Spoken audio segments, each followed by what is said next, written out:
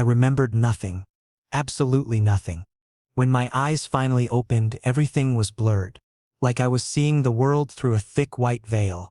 There was a smell in the air, antiseptic mixed with lavender and something else that gave me an odd sense of comfort. I tried to lift my hand, but it felt impossibly heavy, as if someone had poured cement over it. Then a voice came, deep and rough like an old creaking door. "Don't move too fast. You've been out for 3 weeks." My heart stopped. 3 weeks. I quickly turned my head toward the voice and saw a man standing by the window. His back was to me, but his shoulders were so broad it looked like he could hold up the entire world. Light streaked through his hair and he held a coffee mug in his hands. He was an alpha. I didn't know how I knew, but my body understood before my mind did. His energy filled the entire room. Who are you?" My voice came out broken, like I hadn't spoken in years. He turned around and his gaze met mine. In that single second I felt like someone had stolen the air from my lungs. His eyes were a strange shade of gray, sharp yet calm at the same time, as if he could see straight through to my soul. He walked closer and set his mug down on the side table. "My name is Archer. Dr. Archer Hale. You were in a car accident. Severe head trauma. Broken ribs. Internal bleeding. The paramedics didn't think you'd survive the first night." Accident? I couldn't remember anything. I touched my head and felt a bandage wrapped around it. Then suddenly, my eyes drifted downward to my stomach. It was slightly raised. Visible. My heart started pounding. I was pregnant? "You're confused. That's normal," Archer said, pulling a chair closer and sitting down beside me. "You were already pregnant when they brought you in. Almost 2 months along. It's a miracle the baby survived." I felt like the ground had disappeared beneath me. Baby? My baby? But how? Who? I couldn't remember anything. I closed my eyes and tried to think, but my mind was just a blank screen. No faces, no names, just an empty void. Whose baby is this?" I whispered, more to myself than to him. Archer's jaw tightened. He stared at me for a few seconds as if searching for an answer himself. Then he said, "I don't know. There was no ID on you. No phone, no emergency contact. I've been trying to find your family for 3 weeks." My throat closed up. Family? I didn't even know if I had a family. Everything was gone. But there was one thing I could feel. A pull. A strange connection coming from this man. Whenever he came near me, my skin felt alive. My omega instincts woke up, screaming at me, "This alpha, he's yours." But how could that be? I was seeing him for the first time. "Why am I here?" I asked. "I should be in a hospital." Archer took a long breath and rested his hands on his knees. "You were, for 2 weeks. But your condition wasn't improving. You were stuck in a coma and the hospital was getting ready to move you to long-term care. I couldn't let that happen." "Why?" My voice trembled. He looked at me, and this time there was something different in his eyes. Guilt? Or maybe regret? "Because I owe you that much." "Owe me?" What did that even mean? I tried to look at him more closely, but my head started spinning. I felt like the darkness was going to swallow me again. Archer quickly stood up and came closer, placing his hand on my forehead. His touch was cool and strong, and for a second I felt like everything would be okay. "Rest. Don't force it," he said softly. But how could I rest when my entire existence had become a question? When this alpha was looking at me like he knew me but wasn't telling me. And the scariest part, my heart was telling me I knew him too. I grabbed his hand from my forehead and opened my eyes. "Archer, do you know me?" He froze. Just for a second, but I saw it. There was a crack in his eyes, a tiny moment of weakness that he quickly shut down. "No," he said. "I don't." But his voice didn't have that confidence. And that night, when he left the room and closed the door behind him, I placed my hand on my stomach. I felt that tiny life growing inside me. And then I thought, if this is Archer's baby, why is he lying? The room felt colder after he left. I stared at the ceiling, trying to piece together fragments that didn't exist. My mind was a locked vault with no key. Who was I before this? Did I have friends? A job? Someone who loved me? The questions piled up, suffocating me under their weight. I touched my stomach again, feeling the slight curve beneath the thin hospital gown I was wearing. This baby was real. This life inside me was proof that I existed before this moment. That I had a past even if I couldn't remember it. But whose past was it? And why did Archer's scent feel so familiar? Like coming home to a place I'd never been. Sleep didn't come easily that night. Every time I closed my eyes, I saw shadows, shapes without faces, voices without words. My body ached, not just from the accident but from something deeper, something I couldn't name. It was like mourning someone I'd never met, grieving for a life I couldn't recall. When dawn finally broke through the curtains, painting the room in soft orange light, I heard footsteps outside. Archer was awake. I could hear him moving around, the sound of water running, coffee being made. Normal, everyday sounds that felt strange in this surreal situation. Part of me wanted to call out to him, to demand answers, to make him tell me everything he was hiding. But another part of me was terrified. What if the truth was worse than not knowing? What if I had done something terrible? What if this baby was a mistake I'd made, and Archer was just being kind by not telling me? My hand trembled as I touched the bandage on my head. The physical wounds would heal, but what about the ones I couldn't see? What about the person I used to be, trapped somewhere in the darkness of my forgotten memories? The door opened slowly, and Archer stepped in carrying a tray. His eyes met mine, and for the briefest moment, I saw something flash across his face. Pain, longing, fear. But it disappeared so quickly I wondered if I'd imagined it. "Breakfast," he said simply, setting the tray on the table beside me. I wanted to ask him 1,000 questions. I wanted to shake him until he told me the truth. But instead I just nodded. Because right now, I was too weak to fight. Too lost to know what I was even fighting for. But deep inside, in a place that even amnesia couldn't touch, I knew one thing for certain. Archer Hale was the key to everything. And I was going to find out why. The next week was strange, uncomfortable, and confusing in equal measure. Archer came to my room every morning, checked my vitals, and then left without much conversation. He was professional, calm, but sometimes when he got close, the air felt heavier. His scent affected me in ways I couldn't explain. Cedarwood, black coffee, and something uniquely his. Every time he was near, my omega side awakened, and my heart raced so fast I was sure he could hear it. But he never said anything, never asked any questions. This distance was driving me insane because my heart wanted to know him better, but my mind couldn't remember if we'd even met before. One day, I stopped him. He just removed his stethoscope and was about to leave when I said, "Wait." He turned around, raising an eyebrow. "Yeah? Why are you keeping me here?" I asked directly. "You're a doctor. You must have your own life. Your own patients. So why keep me in your house?" Archer folded his arms. For several seconds, he just looked at me as if deciding what to say and what to hide. Then he tightened his jaw and said, "Because you were alone. And I know what that feels like." This answer didn't satisfy me. "But you don't even know me." Something flickered in his eyes. A brief moment that passed so quickly I might have imagined it. "No, I don't." Then he left, and I was alone again with my doubts. I sat there, hand on my stomach, wondering why this man felt so close when he claimed not to know me at all. That night I heard his voice. He was in his study, the door half open. He was on the phone with someone, and his voice sounded strained. "I can't tell him, Marcus. Not yet. He doesn't even remember. If I tell him now, everything will fall apart." My heart stopped. Tell me what? What was he hiding? I tried to get out of the room, but my body was still weak. As soon as I took one step forward, I lost my balance and fell. There was a loud thud, and within seconds, Archer was beside me.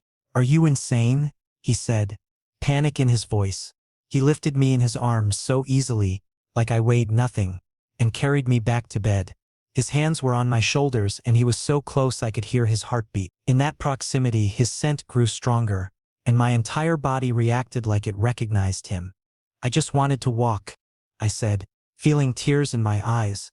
"I'm so tired of being stuck here, Archer. I don't even know who I am." His grip loosened. He sat down beside me and ran a hand over his face. "I know, and I'm sorry, but you need to be patient. Your memory, it'll come back. It just takes time." "What if it doesn't come back?" My voice cracked. Archer looked at me. This time, there was no coldness in his eyes. This time, they were soft. Vulnerable. Then I'll help you build a new one. My breath caught. In that moment when his gray eyes met mine, I had a flash, a faded memory. We'd looked at each other like this before. In another place. At another time. But the image vanished as quickly as it came, leaving only a strange ache in my chest. I placed my hand on my stomach. This baby, whose was it? My heart told me I knew. Deep down somewhere. But my mind gave me nothing. Archer, I whispered. If you know something about me, please tell me. I deserve the truth. He lowered his gaze. His jaw tightened as if he was holding himself back. Then he stood up and said, "Get some rest. We'll talk in the morning." But we never talked, because the next morning when I woke up there was an envelope by the door. A new mystery that would disturb my already confused heart even more. The envelope sat there like a taunt, crisp white paper against the dark wooden floor. I stared at it for several minutes before gathering the courage to get out of bed. My legs were shaky, but I managed to walk the few steps and pick it up. My name wasn't on it. Just those 3 words that made my hands tremble. From your past. I wanted to open it immediately, but something held me back. Fear, maybe. Or the instinct that once I opened this, there would be no going back. My fingers traced the edges of the envelope, feeling the slight thickness that suggested something was inside. Not just a letter, but something more. When Archer came in an hour later with breakfast, I quickly hid the envelope under my pillow. His eyes swept the room, pausing for just a fraction of a second on the spot where it had been lying. Did he know? Had he put it there himself? "You're up early," he observed, setting the tray down. "Couldn't sleep," I replied, watching his face for any sign of recognition. He nodded but didn't push further. That was the thing about Archer. He gave me space, but that space felt intentional, calculated, like he was keeping a specific distance for a specific reason. After he left, I pulled out the envelope and finally opened it. Inside was an ultrasound picture. My baby. But it was the date printed at the bottom that made the room spin. 3 months ago. Exactly when Archer said we'd first met at some medical conference. 3 months ago, I'd been at a medical conference. 3 months ago, I'd gotten pregnant. 3 months ago, my life had changed forever. And I remembered none of it. I spent the rest of the day clutching that picture, staring at the tiny blob on the screen that was supposedly my child. Our child. The dates aligned too perfectly to be coincidence. But if this was Archer's baby, why was he pretending not to know me? Why the elaborate charade of finding my family, of being a kind stranger who just happened to take in a pregnant Omega? The questions multiplied like cells dividing, each one giving birth to 10 more. By the time evening came, I'd worked myself into a state of near panic. My hands shook as I held the picture, and when Archer came for his evening checkup, I couldn't hide it anymore. The moment he walked through the door, I held up the ultrasound. "We need to talk." His face went pale, and in that instant I knew. Everything I'd suspected, everything I'd feared, it was all true. And tonight, I was finally going to get some answers. I looked at the envelope and my hand started shaking. It had only one line written on it. "From your past." I picked it up and looked inside. There was an ultrasound picture of the baby. And below it, a date was written. I carefully read it and felt like the ground was slipping from under my feet. That date, it was from 3 months ago, exactly the time when Archer said we'd first met. My heart pounded harder. How was this possible? If this picture was of my baby, and this date was from when I first talked to Archer, then did that mean this was his child? I held that picture all day, looking at it again and again as if it would give me some clue. Every time Archer came into the room, I tried to show it to him, but I couldn't find the courage. He was so calm and composed, like everything was normal. He'd bring me breakfast, check my medications, and then leave for his clinic. But today, when he came back in the evening, I decided I would confront him. I couldn't stay in this confusion any longer. "Archer," I said as he was looking at my reports. "I need to ask you something." He didn't look up. I placed the picture in front of him. "What is this?" His movement froze. For several seconds he just stared at the picture, then slowly picked it up. His fingers were trembling, so slightly that I might have imagined it, but no, they were definitely shaking. "Where did you get this?" His voice was low and controlled, but there was an edge to it that hadn't been there before. "It was by the door." This morning, I folded my arms. Archer, this is my baby's ultrasound. And the date below, it's the same date as when you and I supposedly first met. You said you didn't know me. So how is this possible? He put the picture down and shoved his hands in his pockets. He walked toward the window, his back to me. For several seconds he said nothing, and the silence was so heavy I could feel the struggle inside him. I didn't lie, he finally said. Then explain. He took a long breath. We met, once, at a medical conference. You were working there, helping with registration. I didn't even know your name, but we talked. Just for a few minutes. My heart squeezed. And that was it. You left. I never saw you again. Until the accident. I couldn't understand. Something was missing from this story. So this baby, it's mine. Those two words were so heavy that the entire room went into slow motion. I placed my hand on my stomach and felt that tiny heartbeat that had become my whole world. You knew? My voice cracked. From the first day you knew and you didn't tell me? He turned toward me, and for the first time I saw complete vulnerability on his face. There was so much guilt in his eyes that I thought he might break. I didn't know how. You didn't remember me. You didn't remember anything. How could I tell you that you're carrying my child when you don't even know who you are? Tears ran down my face. I was overwhelmed. Fear, anger, confusion, and something else I couldn't understand. So you just decided to keep me here? Like some kind of project? No. He took a step forward. No, that's not. Then what, Archer? I shouted. Why did you keep me here? Pity? Guilt? Or just because you needed your baby? Because I care about you. His voice rose too, and it was so raw I couldn't believe my ears. He ran his hand through his hair and looked down. I know it sounds crazy. I know we barely know each other. But that night at the conference, something happened. I couldn't get you out of my head. And when they brought you in, broken, bleeding, pregnant, I couldn't just let you go. My breath became shallow. I don't know what I feel, he admitted, and his honesty surprised me. Maybe it's guilt. Maybe it's responsibility. But when I see you, when I'm near you, I feel something. Something I can't explain. I couldn't say anything, because I felt the same way. Every time he came close, my body reacted like we were bonded. Like this alpha, this complicated closed-off alpha was mine. But how could that happen so fast?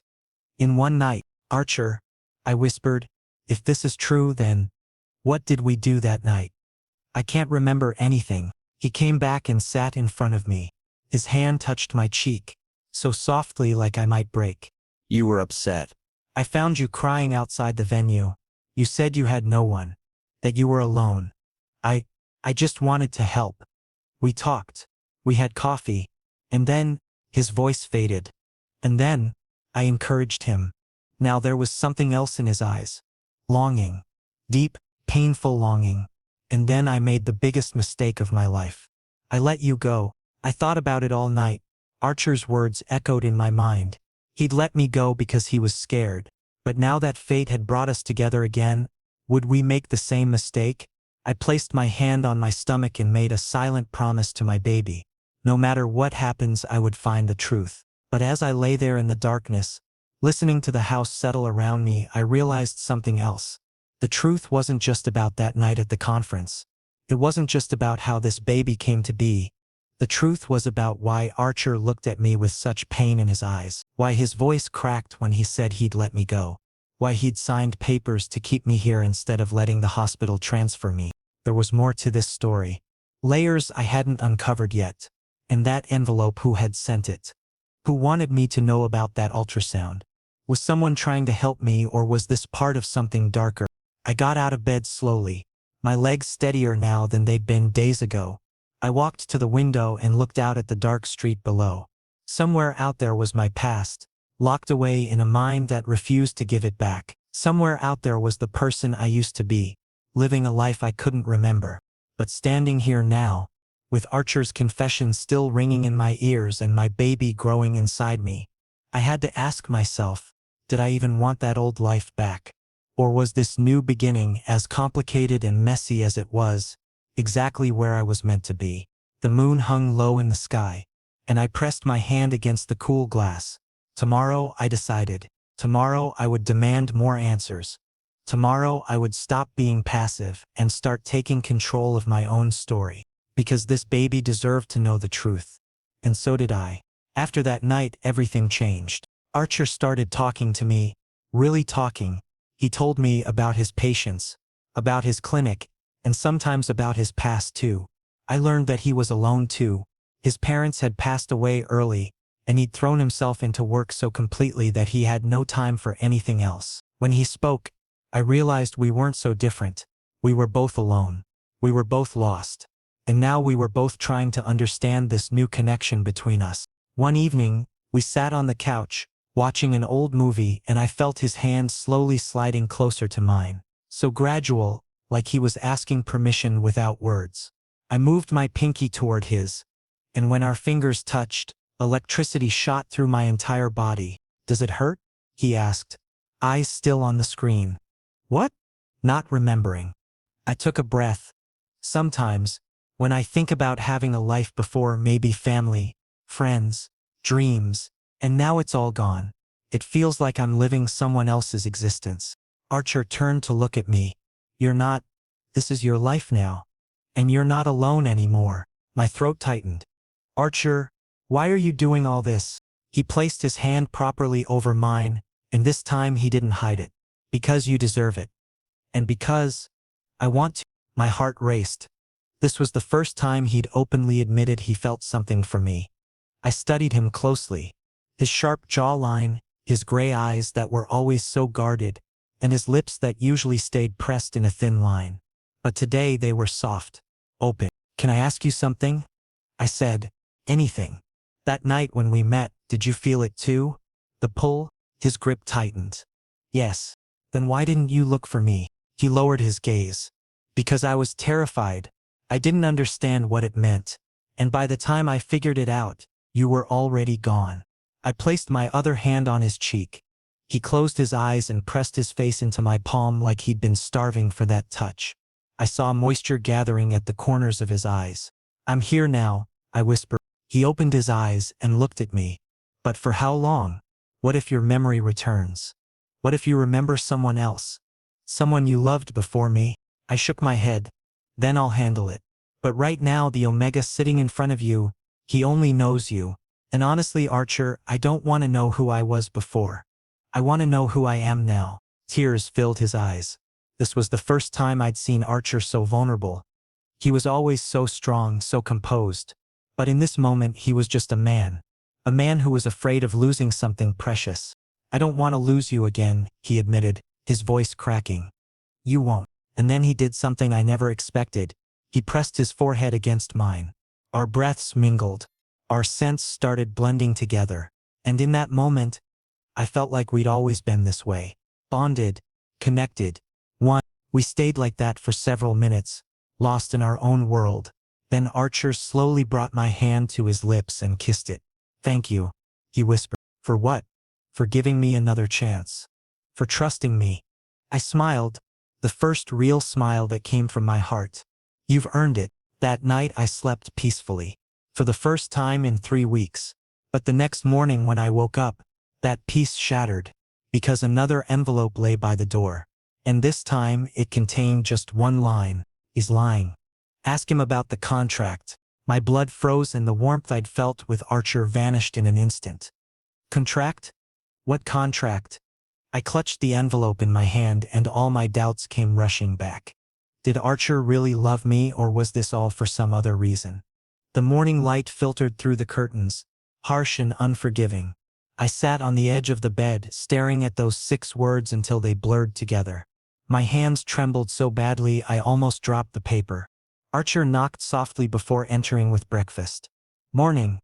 I made pancakes." He stopped when he saw my face. "What's wrong?" I held up the note without speaking. His expression shifted from concern to something darker, recognition mixed with dread. He set the tray down carefully, like buying time to think. "Where did you get that?" "Same place as the last one. By the door."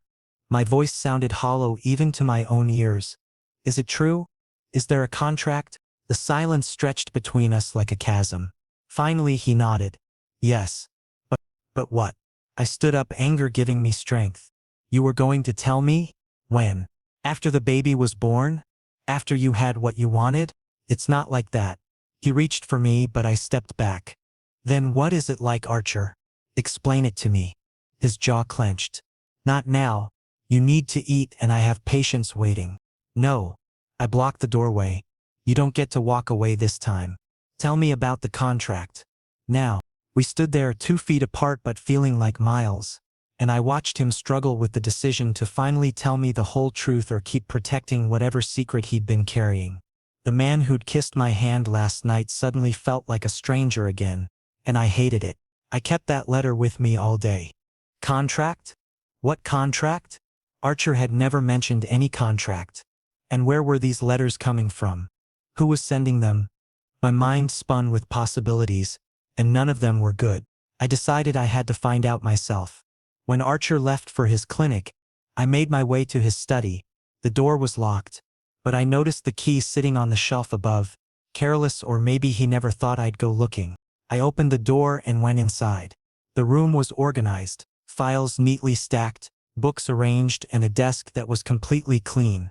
But when I opened the drawer, I found a folder. Written on top, Patient 1020. My name wasn't in the file. Just a number. I opened it and what I saw shook my entire world. The first page was a contract. A legal document. It stated that if I didn't wake from the coma, Archer would receive legal custody of my baby. And on the contract were 2 signatures. One was Archer's and the other, someone else's. Someone else had signed on my behalf. I never signed anything. I couldn't remember anything. My hands shook as I read the next page. It was a medical report stating that I had willingly consented to this contract, but I never signed anything. Then came the last page. A handwritten note. If you're reading this, then you know the truth. I didn't save you out of love. I saved you because I needed that baby. The bloodline must continue, and you were the only one who could give it to me. My vision blurred. Tears streamed down my face. This couldn't be real. Archer, he was so caring. He talked to me like I mattered. He touched me like I was important. But this letter, this contract, what was all this? I grabbed the file and walked out of the study. Archer had just returned from the clinic. He saw me and smiled, but when he noticed the file in my hands, his smile faded. What are you doing with that? His voice turned sharp. I threw the file at his feet. What is this, Archer? What is this contract? Bloodline? Baby custody? Did you ever plan to save me, or did you just want my baby? His face went pale. He said nothing, and that silence made my anger burn hotter. Answer me, I shouted, losing control. He tightened his jaw. It's not what it looks like. Then tell me, what is it? Because it looks exactly like you used me and my baby. He ran his hand over his face. That contract, it was a contingency plan. I made it when I thought you wouldn't wake up. The hospital was going to transfer you to a facility, and I needed a legal way to keep you here. To keep the baby safe. Safe? Or with you? I asked, tears still flowing. Both, he shouted. And I was shocked. He'd never raised his voice like that before. Yes, I wanted the baby. Yes, I signed that contract. But not because I didn't care about you. Because I did. Because I couldn't let them take you to some cold, lifeless place where nobody would care if you lived or died. I closed my eyes. And that note? The bloodline must continue? You were using me. No. He moved closer, but I stepped back. He stopped, pain visible in his eyes. That note. I didn't write it.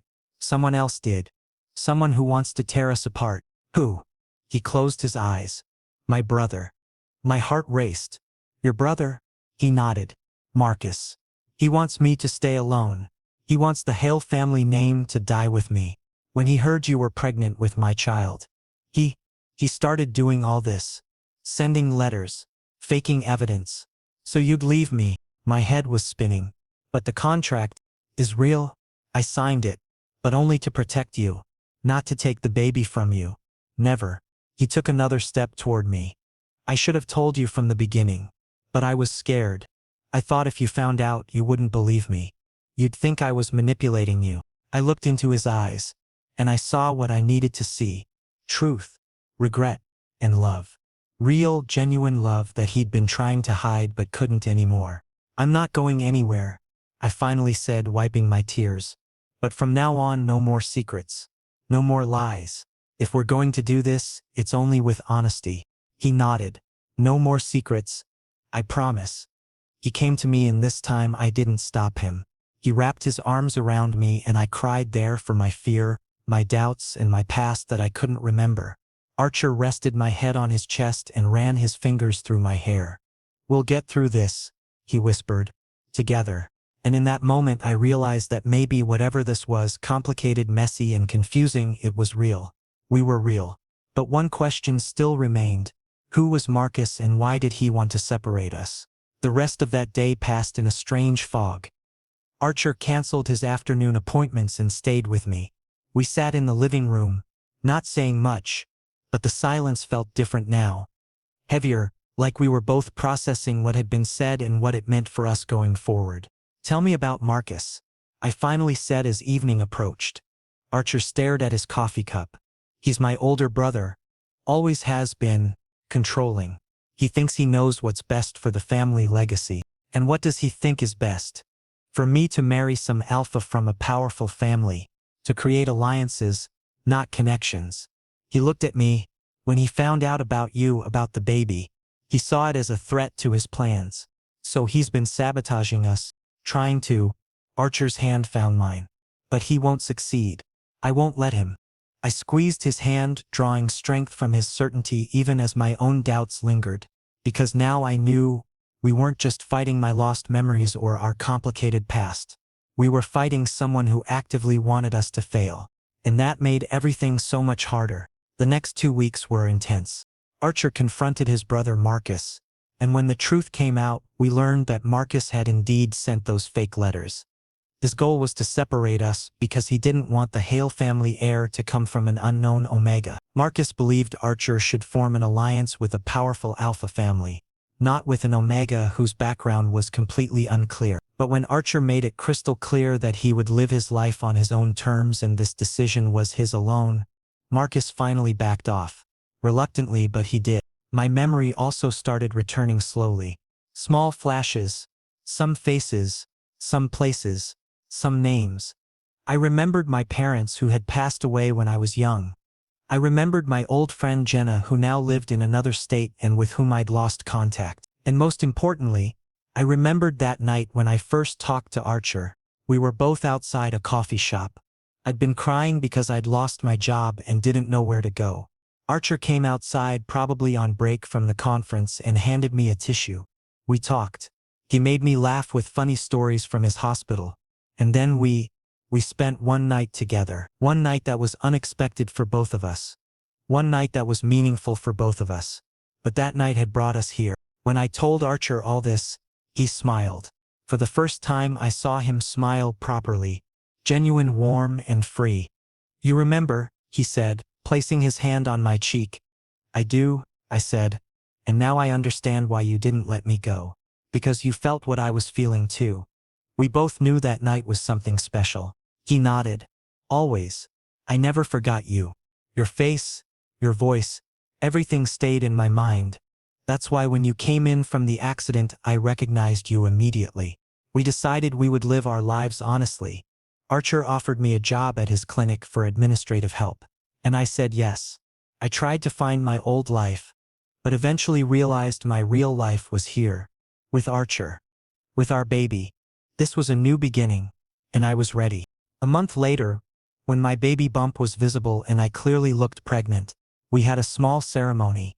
Nothing fancy, just the two of us, a judge, and 2 witnesses, a nurse from the clinic, and an old friend of Archer's. I wore a simple white shirt and pants, and Archer wore his best suit. When we spoke our vows, I saw tears in his eyes. I promised to always protect you, he said, and our baby, no matter what happens. And I promised to never leave, I replied. No matter what comes. We're together now and we always will be.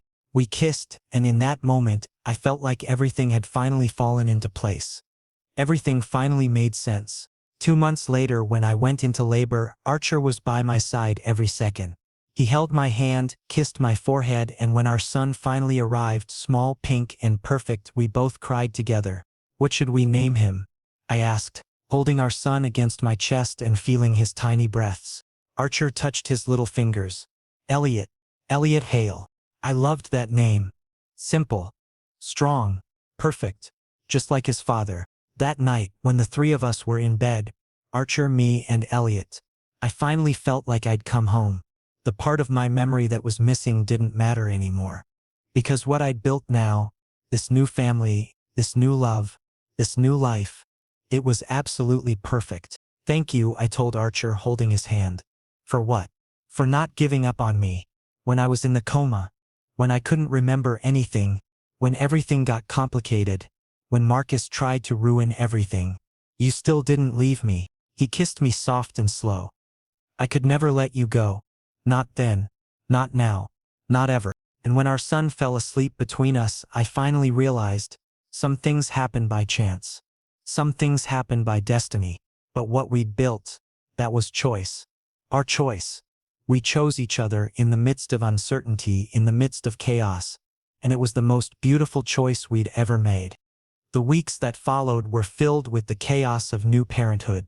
Sleepless nights, constant feedings, the overwhelming love that came with holding Elliot in my arms.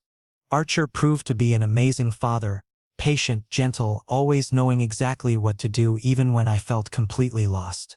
One afternoon, as I rocked Elliot to sleep, Archer came home early from the clinic.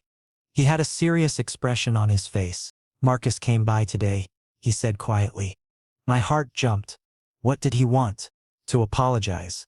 And to meet his nephew. Archer sat beside me. I told him he could, but only if he respected our family. Our choices. And he agreed. He's not happy about it, but he agreed. Archer looked at Elliot sleeping peacefully in my arms. Family is complicated, but I think maybe we can find a way forward. I nodded, understanding what he meant. Forgiveness didn't come easy, especially after what Marcus had tried to do.